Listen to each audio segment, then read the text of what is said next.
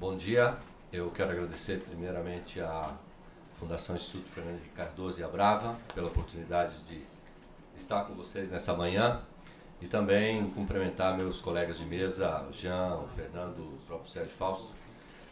Eu quero compartilhar com vocês uma iniciativa que a Fundação Avina vem realizando na América Latina para, digamos, apoiar essa movimentação que estamos vendo cada vez mais presente nos governos, sejam municipais, sejam estaduais ou os governos de países na América Latina. A Fundação Avina é uma fundação latino-americana, tem uma sede no Panamá e atua em vários países da região, em várias agendas, como, por exemplo, as questões de acesso à água, como viabilizar que pessoas no nosso continente, e são mais ou menos 50 milhões de indivíduos no nosso continente que não têm acesso à água tratada, água limpa, água saudável. As questões relativas à reciclagem que inclua os trabalhadores desse setor e que seja sustentável. Questões relativas a migrações, seja a região enviando seus habitantes a outros países, na Europa, nos Estados Unidos, mas também recebendo mais e mais pelos indicadores de desenvolvimento econômico. Vou mencionar estes. Nosso país na região tem sido recebedores de imigrantes que vêm para as cidades, porque a América Latina já é o continente mais urbanizado do planeta. Nós temos já 75% dos indivíduos da região vivendo em contextos urbanos. A previsão da ONU é que em 2030 nós já vamos chegar a 85%. Então, pegando o caso do Brasil, né, nós tivemos aí nos últimos 40 anos uma mudança muito grande da localização dos indivíduos no território, e isso é assim também em outros países da região. Nós temos a inclusão mais e mais de indivíduos das classes C, B, C, e isso vai aumentar muito mais, e isso vai aumentar a demanda de consumo. Então nós precisamos trabalhar todas as questões relativas a consumo consciente, consumo sustentável. Então são algumas das agendas que a Fundação Avina vem atuando em aliança com indivíduos, organizações da sociedade civil, empresas, universidades, governos, entes públicos, privados, enfim, entendendo que é a aliança intersetorial e é a aliança que mobilize mais e mais pessoas e organizações que vai dar conta de melhorar a situação que a gente vive no continente. Levando esses aprendizados para outras regiões do mundo, mas também recebendo de outras experiências do mundo para a gente aplicar aqui. Por exemplo, a questão da mobilidade urbana, né? Não é porque os entregadores de combustível param que as nossas cidades estão parando. Elas estão parando por esse motivo e vários outros. São as cidades que mais contribuem com o aquecimento global. Ou seja, temos agenda que eu não preciso detalhar aqui para a gente ter outra vez qual é o retrato que a cidade do Rio de Janeiro, né, vive e vem trabalhando para alterar, e que são as realidades das grandes, das médias, das pequenas, são as realidades das cidades grandes, médias e pequenas do Brasil, da América Latina, do mundo. A gente vê na América Latina, em muitos outros lugares, várias iniciativas que trabalham a questão urbana. Questão urbana e meio ambiente, questão urbana e saúde, questão urbana e educação.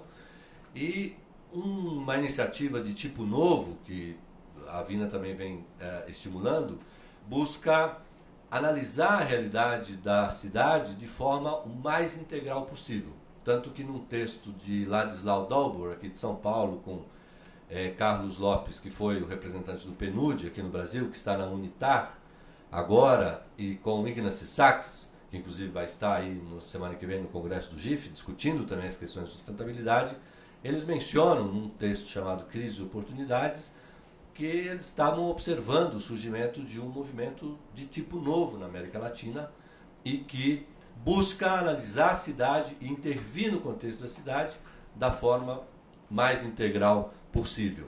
E aí eles mencionam no texto o Bogotá Como Vamos, o Nossa São Paulo, como iniciativas que buscam esse pensamento de forma mais integral possível e que possibilite que os vários atores, as pessoas, as organizações privadas, públicas, da academia que estão na cidade, dá a sua contribuição.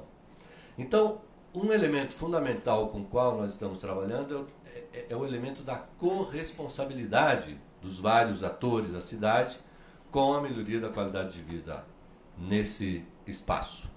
E aí eu dou um exemplo para demonstrar um pouco o que a gente está querendo explicar, com algo que passou a mim em Belo Horizonte, onde eu vivo, que saindo de um prédio como este, eu encontro com um senhor de uns 65, 70 anos, terminando de chupar o seu picolé, e imediatamente jogou o palito no chão. E eu fui lá e recolhi o palito e disse a ele que esse palito era de sua propriedade. Eu disse, senhor, esse palito é seu. E a reação dele foi tentar me agredir fisicamente, porque eu não poderia demandar a ele que ele fosse responsável por aquele palito, colocando numa cesta, numa lixeira que estava muito próximo de nós. Esse senhor provavelmente reclama muito da alta taxa tributária que a gente tem no país. Mas ele também não deve imaginar que, às vezes, a gente necessita de mais impostos porque precisa contratar mais gente, precisa ter os catadores, precisa fazer a reciclagem desse palito que vai depois no bueiro e que, quando chove, alaga. Então, como esse senhor passa a compreender que ele é responsável também pela política pública de limpeza urbana, etc, etc. Né? Então, vendo isso e sentindo a abertura cada vez maior dos governos e a ampliação dos indicadores de democracia, de transparência, de alianças intersetoriais na América Latina e respondendo a uma demanda de um grupo de paulistanos, algo como 20 pessoas que em 2006, chegando de um evento que discutia cidades na Europa, diziam: nós precisamos fazer alguma coisa na cidade de São Paulo para apoiar a cidade de São Paulo, atuar com o poder público e que tenha o tempero latino-americano, que tenha o tempero da nossa região, ainda que sim, nós vamos aprender muito do que vem de fora.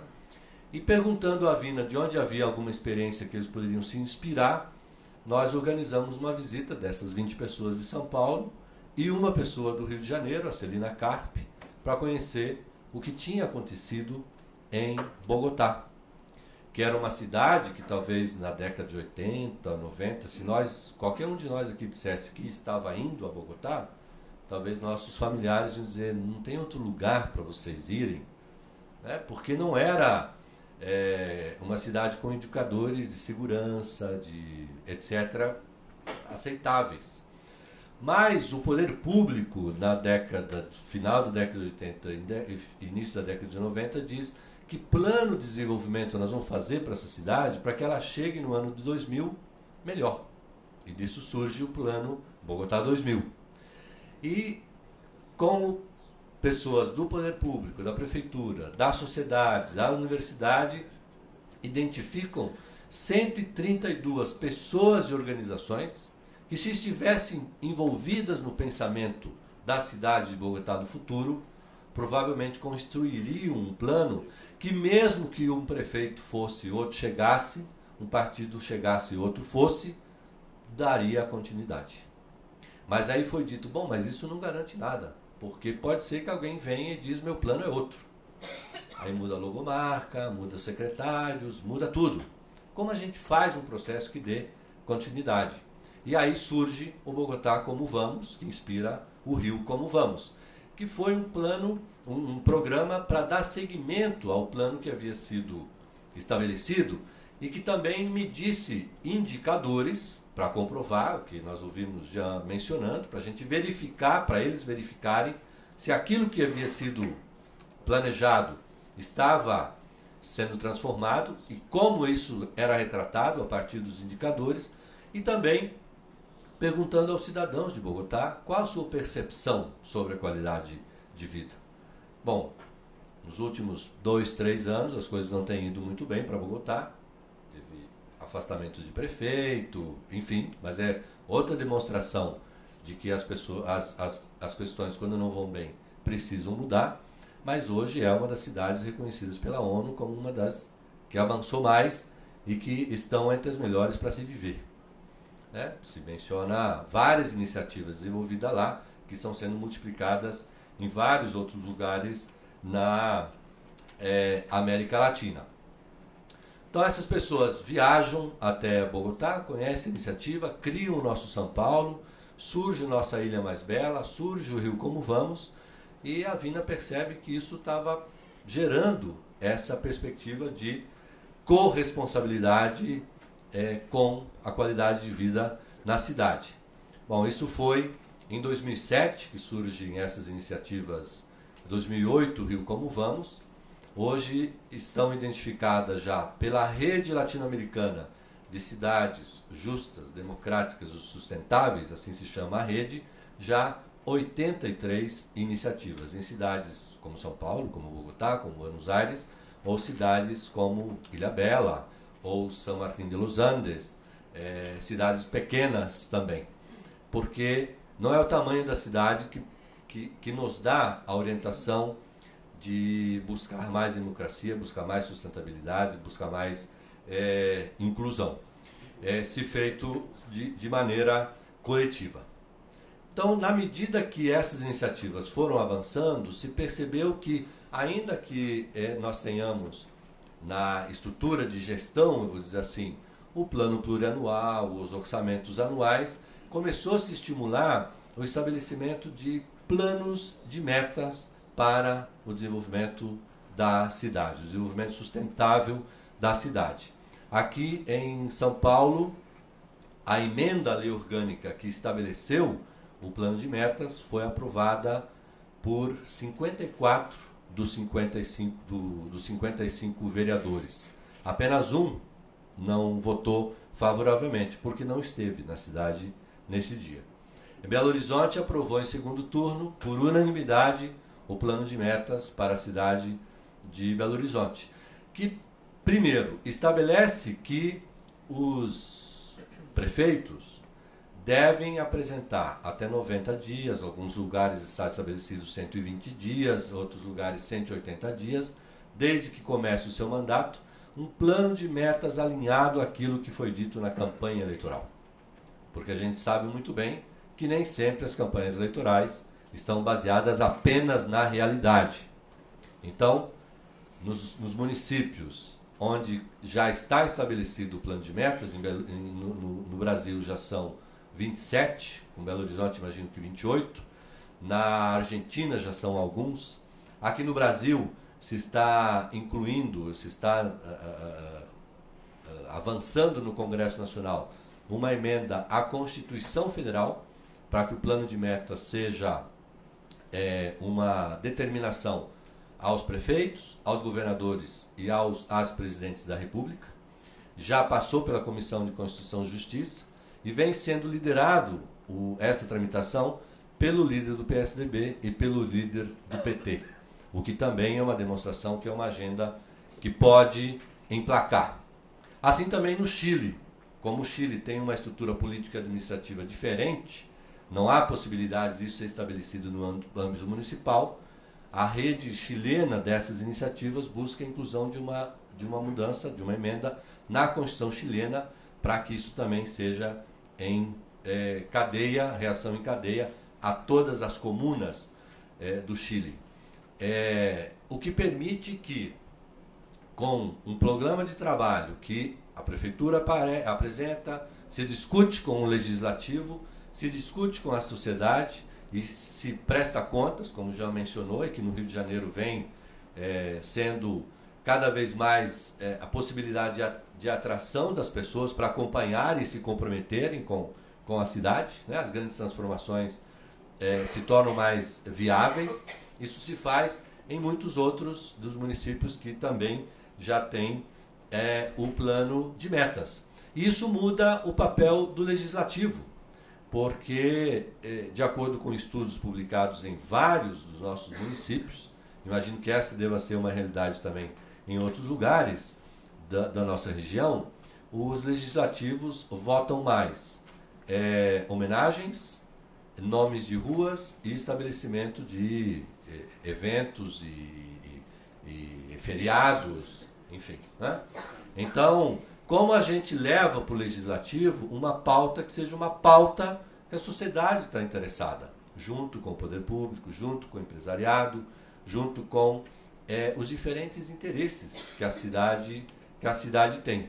E isso a gente vê muito possível. Por exemplo, São Martín de los Andes aprovou o plano de metas por unanimidade, poucos dias após as eleições municipais que a Argentina teve no ano passado, apoiado pela bancada, pelos partidos da base do prefeito que terminava o mandato e pelo prefeito dos partidos do prefeito que estava chegando, que era oposição ao que estava saindo. Veja, é uma revolução na forma de pensar gestão pública, de pensar as transformações na cidade. Que, claro, os planos precisam estar baseados num marco de tempo, né? Esse marco é 4 anos, se o mandato for de 4 anos, é de 5, se for de 5 anos. Em alguns outros países a gente tem um mandato de 5 anos, mas estão baseados num desenvolvimento de longo prazo e num desenvolvimento que também tem como centralidade a transparência, a participação da sociedade com corresponsabilidade. Assim como esse senhor que jogou o palito, nós vemos, as pessoas não cuidam do passeio, né? Aqui chama passeio? A calçada, em Minas que chama passeio. Né? Então, faz uma obra, a calçada se quebra e muitas vezes se há a expectativa de que em algum momento haja um investimento público, governamental, para que aquela rua então tenha um padrão na sua calçada. Por que não cada um cuidar do seu ambiente, que, somado ao que todos os outros estarão cuidando, façam as devidas transformações? Por isso que essa iniciativa das cidades justas, democráticas e sustentáveis trabalha muito também agendas como, por exemplo, jogos limpos, né? Toda a questão da transparência nos investimentos para a Copa do Mundo de Futebol, numa parceria com Instituto Etos, a Associação Brasileira contra a Corrupção e a Impunidade, a Abrace, Transparência Brasil, etc, etc. Ou, por exemplo, toda a discussão sobre lei do acesso à informação. O Brasil, eu vi esse dado ontem na imprensa, estava como 57º país em níveis de acesso à informação, transparência, caiu para 59º, entre 193 países que são avaliados. Quer dizer, nós temos novos mecanismos de acesso à informação, de acesso de mais transparência, inclusive por determinação legal, mas de fato, na vida cotidiana, a gente não vê isso sendo implementado em todos os lugares. Então a expectativa que temos é que isso ocorra, por isso o nosso interesse, e devemos participar todos das conferências agora da Consocial, né, que os municípios já fizeram, enfim, eu não lembro agora exatamente a data da Conferência Nacional, mas que vai discutir esses temas da participação, temas da transparência, gestão pública com controle social, enfim. Então o que a gente vê é que se nós transformarmos a forma da gestão local ser pensada e essa gestão for realizada com mais participação da cidadania, a gente consegue alterar os dados.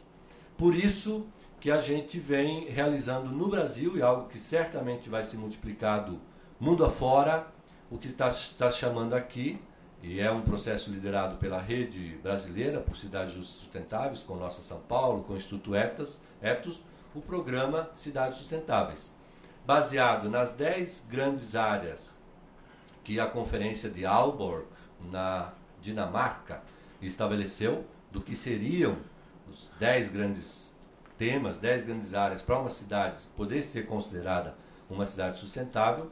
No Brasil nós acrescentamos 2 outras áreas que têm muito a ver com educação e cultura. essas 12 áreas, então, estão destrinchadas em indicadores e está sendo apresentado aos partidos e logo estará sendo apresentado aos candidatos às eleições deste ano. 2 partidos já assinaram a carta compromisso de que essa será uma orientação para todos os seus candidatos no Brasil, que são o PPS e o PT. Há governadores, como Marconi Perillo de Goiás, do PSDB de Goiás, que convocou todos os prefeitos para conhecerem o programa, porque muitos são candidatos às eleições deste ano, mas de fazerem essa discussão no seu município. Se eles se comprometem, depois nós temos mais possibilidade de acompanhar e detalhar isso que for o compromisso em planos de metas para a cidade. Então a gente precisa saber quais são os planos dos municípios, né, como já explicava, como os recursos estão sendo, os recursos públicos estão sendo investidos, por isso nós temos que acompanhar a discussão do orçamento, e nós temos a possibilidade de, com indicadores, com o segmento desses indicadores, pesquisas de percepção de como nós estamos, superar também as lacunas que há dentro de uma cidade. Para terminar, eu menciono a realidade de Belo Horizonte, que quem conhece Belo Horizonte lembrar da região da Savassi, que está na região centro-sul, lá estão os indicadores de desenvolvimento humano dos mais altos do Brasil. Dentro da região centro-sul, nós temos 2 regiões com os piores índices de desenvolvimento humano, provavelmente do mundo, na mesma regional. Então, por isso que o movimento Nossa BH, no dia 6, apresentou os indicadores, são 77 indicadores, georreferenciados em 40 subdivisões da prefeitura. Isso permite também que as pessoas se reconheçam e avaliem como podem, em alianças intersetoriais, ir mudando os seus indicadores. Não para quem esteja melhor caia, mas para quem esteja mal avance. E essas transformações a gente vê em muitos dos lugares, entendendo que é uma onda que vai alterar a forma de fazer política e a forma da sociedade ver o seu papel diante da política. Ou como dizem em Mendoza, na Argentina, para que política volte a ser dita, para que política volte a ser uma boa palavra. Muito obrigado.